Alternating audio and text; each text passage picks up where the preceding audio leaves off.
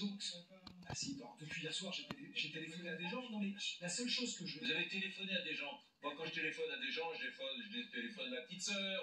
Moi, je téléphone à des copains qui veulent la Quand vous téléphonez à des gens, c'est pas à votre petite sœur, vous appelez qui, vous, quand vous téléphonez? Là, dans le cas particulier, des gens qui savent quel type... Enfin, en tout cas, sur l'hypothèse, qui était l'hypothèse de départ, dont je n'ai pas travaillé du tout, sur cette hypothèse intéressante, mais que je ne connais pas, du cyber. Vous avez travaillé sur quelle hypothèse? C'était l'hypothèse, est-ce que ça serait une charge sous-marine? Des plongeurs sous-marines. Donc, plongeurs donc, moi, j'ai demandé, en mode d'action, est-ce que c'est faisable et comment c'est faisable?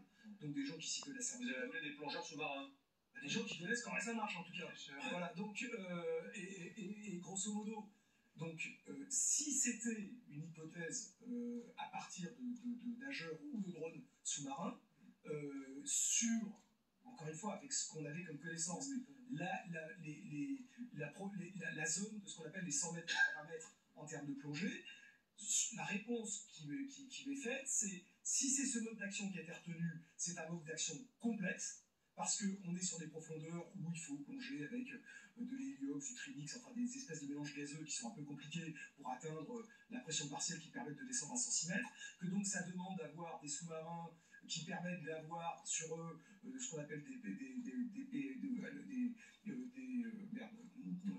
propulseurs sous-marins, des PSM, ou des mini sous-marins, donc d'avoir ce qu'on appelle des valises sèches qui sont des capacités de rentrer et de sortir, et que tout ça c'est assez compliqué, donc c'est pas un sport de masse, il y a peu de gens qui sont capables de le faire.